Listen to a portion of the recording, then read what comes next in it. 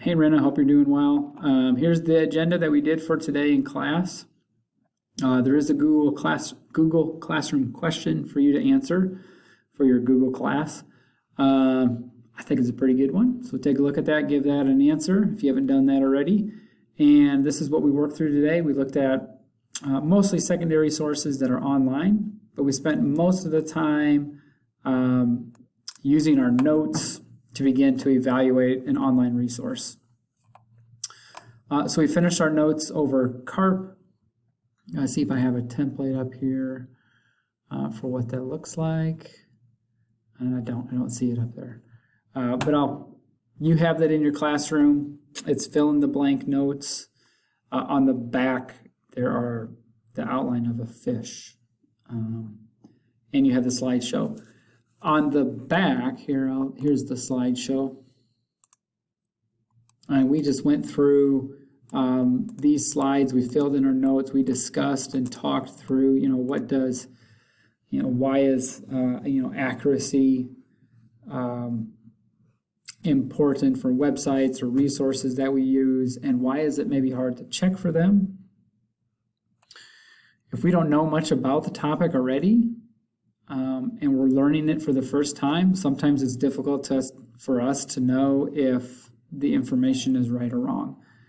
So for accuracy, we talked about you have to double check your resources, check them against another source of information, or use a fact-checking website to help you determine if it's a reliable source or a good source to use. And we gave the example of Wikipedia, and while Wikipedia has it provides us with good information at times, we need to be cautious when using it for our academic research that we'll share with other people, especially if we don't know if the information on there has gone through all the checks that it needs to go through. Yeah, and then we just went through and we filled in our notes. We talked about the importance of all these things and how they relate to our online sources that we'll use. Here was a good example for relevance. Both of these are articles about that mention code talkers from World War II. One is going to be a really helpful source, and the other one is about a Burger King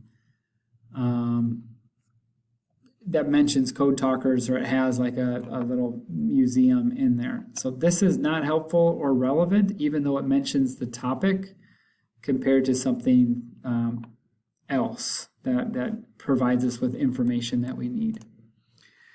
And then our purpose, make sure you know the purpose of the assignment and the purpose of the website to make sure that you're getting a quality answer. On the second page of the work, there were the outline of those fishes. We drew symbols because we had them here to help us represent what each one of those things mean.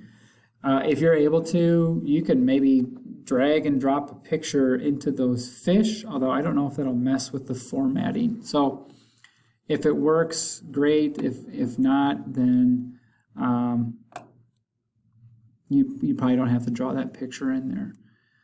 One of the things that we did to practice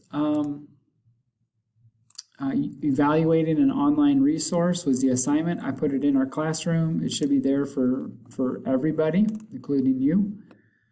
I included some topics, some practice topics, and you can open that up. It'll look like this. I just kind of chose 20 different things that I didn't think many people knew much about. And then we opened up the assignment. And really the purpose of the assignment is to take our topic and evaluate an online source about it. So we wrote the name of our topic here. We created, we didn't use keywords as much as we did some supporting questions. Like let's say I chose Roberto Clemente, and I don't know who he is. One of my searches can be who is Roberto Clemente, or what did Roberto Clemente do? that's going to help guide our search and hopefully put us to a website that's going to be hopefully helpful.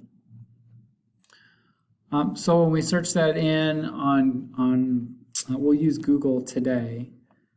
We'll find a URL, and we'll just copy and paste the URL, the website here in the second box.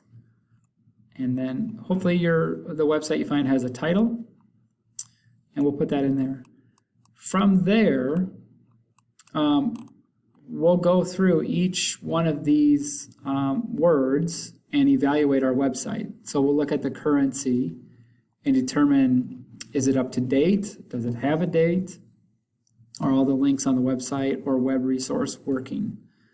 So you'll record on there the date that it was last updated or made. And that's about as far as we got to in class today, and I'll give students time in class on Monday to work on it. If you want to keep working ahead, that's totally fine. The next one would be authority. So you would be looking for the author or the group of editors who made your website. And you would look for the About Us or credits page, and you would record the author here, as well as maybe a sentence from their About Us or their credentials, what gives them the authority to create that information. Accuracy is a difficult one. You can maybe share that you didn't find any spelling errors, or maybe you did, or you can also share that you checked it, the information on that website against another one, and you found it to be accurate. I was planning on going over with students in our class how to do some quick searches to figure out if a source is going to be reliable and usually pretty accurate in class. Then the last two would be relevance and purpose. They might be a little bit difficult for this because the purpose of the assignment is to evaluate a source, not really create something. But you can look at the purpose of the website, what it was doing. Same thing with your relevance. Is that website going to be helpful, or is it trying to sell you something? So, or share an opinion. If you want to, you may work through those. I plan on talking through them a little bit more with students on Monday, so they'll have some time to do that. If you do have questions, you can certainly ask me about it. Tomorrow in class, every Friday, I've been trying to take some time to go through something maybe a little bit different and take some time going over information leading up to the elections in November. So tomorrow in class, we'll go through the Electoral College and just talk about what that is and what that looks like and why we still have it. So I hope you're doing well. If you do have any questions, don't hesitate to reach out. I did get your quiz. I'm in the process of getting them graded, and I'll get those back to you. Thanks, Rena. Have a good day.